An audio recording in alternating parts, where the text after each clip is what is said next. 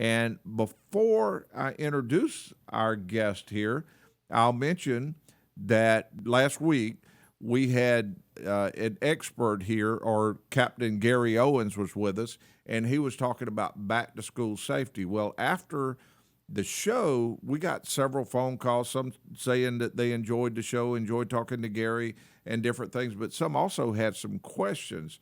So I asked Gary, could we bring him back on this morning and answer a couple of more questions? Gary, welcome to the show. Yes, sir. Thank you very much. I appreciate you calling me back this morning. Hey, we had a great time last week. I appreciate you being on the show with us. Yeah, I love the miles we traveled last week. It was great. Yeah, it was a lot of fun, and hopefully gave out some great tips having to do with the back to school safety type items. And would you mind if I asked you just a question or two of things that people mentioned after the show? Would that be okay? That'd be great, man. I look forward to it. Here's number one. One person asked me if it's legal to pass a stop school bus even if there's multiple lanes. And I told him I wasn't sure, but I knew who might know. A lot of people are confused about that, and because of the multiple lanes, single lanes, and Georgia had changed it back and forth a few times. But the skinny of it's pretty easy. Drivers in both directions on a 2-lane road, which is pretty easy. With the center lane, even like they call it the suicide lane or the center turn lane, they must stop for the school bus that is picking up or dropping off kids. Where the confusion comes in is where there's traveling in opposite directions on a multi-lane road that has like a permanent barrier, concrete, grass, or something like that. Mm-hmm. They do not have to stop, but they should slow down, drive with caution, and just remember that, the school buses have a stop arm cameras that can, catch them too if they do something crazy. But just look for the barrier in the middle. If there's a barrier in the middle, then you should just slow down and just, be very careful. Mm-hmm. Hey, that was a great point that you kind of slid in there, Gary, that those school buses have the cameras.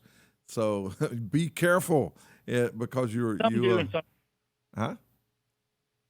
yeah, some of them do, some don't. Some areas in the country have cameras on them, some places don't.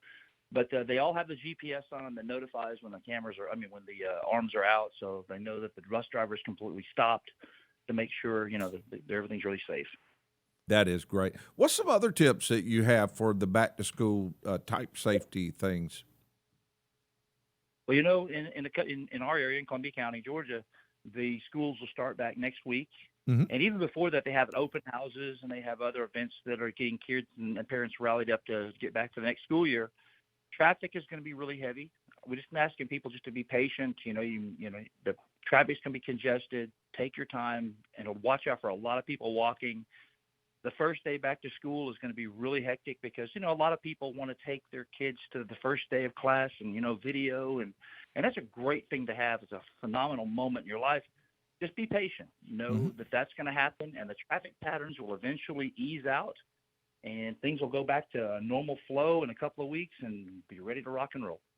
So for the first few days anyway, or possibly even the first week or so, allow yourself that extra time because things might be a little bit more hectic in the beginning, and over time it'll ease out a little bit. Oh, yeah, just give yourself a lot of extra time because it's going to be a lot of traffic the first couple of days. So a lot of new parents are taking kids to school and don't know the traffic patterns. And so if you don't have to go through a school zone, just avoid it. Gary, that is great. Jim, did you have any questions for Captain Gary Owens? One comment and one question, sir. One about the lights on the vehicle. The yellow is not hurry up and beat the red. So when those yellow lights are blinking before they go to red, I think the rule, if it's not a rule, the result should be that you presume that it's a red light and it's just letting you know that red light's about to come on and you just might as well just wait and let that happen and not pass on the yellow flashing light on a bus if you can help it. And then I had a second. That is really good. That is good, yes. Yep. And that's really good information there. Yeah, when they're flipping the yellow lights on, that's just letting you know it's time to stop. It's like the red light at an intersection. But you've seen a lot of drivers, they see yellow and just try to gun it, make it through it. Just want everybody to think you're not going through a red light. You may be hitting somebody's kid. That's right. Totally different. Slow down. And the white strobe that seems to always be blinking on the back of a bus's roof. Does that blink only when there are kids on our board, or is it always running even if the bus is traveling with just a driver? So the extra added measure of safety to be the bus, so the buses can be more visible. So, sometimes the height of the bus, or maybe there's some weather or whatever, but it makes the bus more visible to any driver, that's coming up, approaching it or whatever. So that's regardless of whether there's children on the bus or not. Yeah.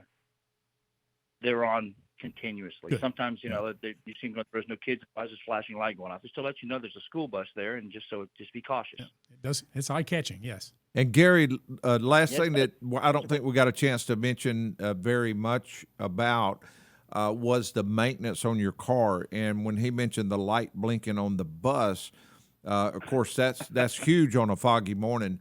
But also everybody making sure that their automotive lights are working, their batteries are in good condition, because you don't want to be in a school line dropping the kids off and the battery be dead or something happen. And I believe the two of us talked a good bit last week about, now this was during the break, we didn't get to mention during the show, but wiper blades. Everybody forgets their wiper blades. Oh, wow, yeah, you're not kidding at all. The most of the time people check their wiper blades when it's raining, and that's the worst time to check them. Yeah. They could have come loose, the rubber could have been gone, they're not working properly, and then now you can't see, you've smeared stuff across your windshield. Check these things, check your tire pressure, check your oil, everything, especially if you've got a new student driver driving for the first time to school this year. Worst thing to do is have them have some kind of, mechanical issue or driving or vision or safety issue. Exactly. Well, Gary, I want to say thank you very much for sharing all the tips, and I sure enjoyed talking with you. Thank you, sir. You have a good day. And You too. many miles forward, right? Yes. Thank you, sir. Thank you.